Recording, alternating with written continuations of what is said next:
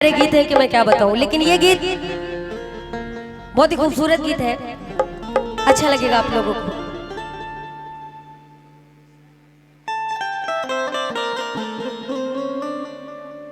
कि लाल लाल होठावा से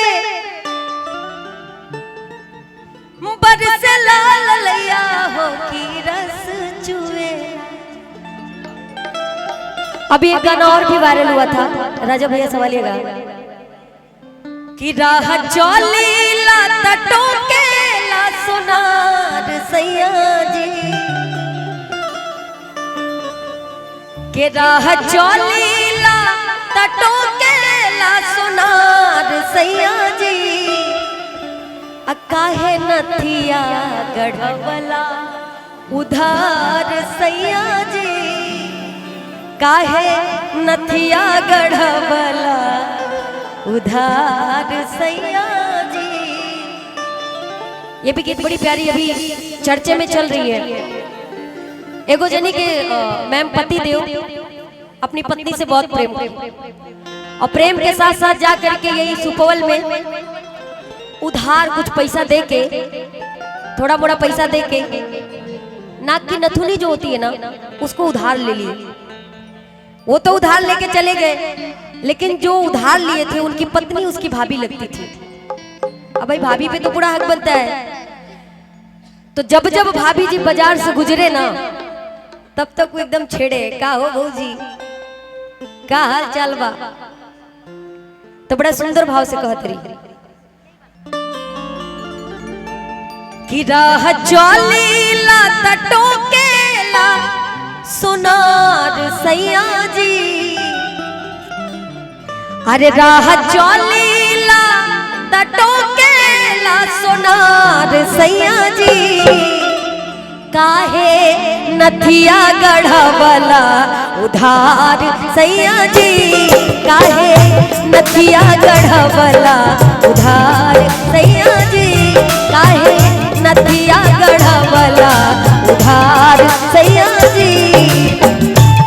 राह चौली ला तटों के ला सोनार सैया जी, राह चौली ला तटों के ला सोनार सैया जी, काहे नथिया गढ़वला उधार सैया जी, काहे नथिया गढ़वला उधार सैया जी, काहे नथिया गढ़वला।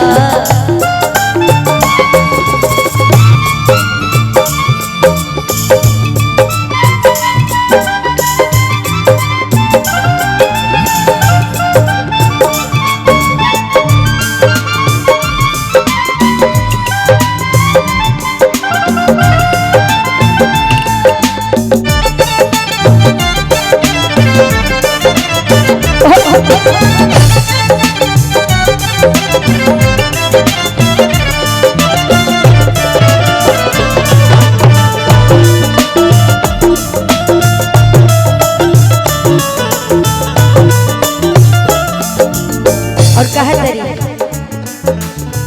चल चाहे रहिया धागे चल चाहे गाली,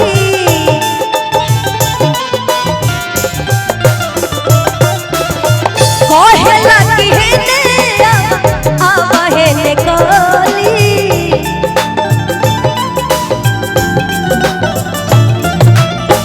चल चाहे रहिया धागे चल चाहे गाली, कहेला कि हे ने आवा हे ने काली, जदि करत होइब हमारा से प्यार सैया जी, जदि करत होइब हमारा से प्यार सैया जी। कहा तरी कि सुनी, अगर ड्यूटी पे बढ़िया पैसा मिलत होखे, अगर हमरा से प्यार होई त कह कि जदि करत होइब हमारा से प्यार सैया जी, त जाके अजुए चुकैबा उधार सैया जी, जाके अजुए चुकैबा उधार सैया जी। राह चौली ला तटों के ला सोनार सैया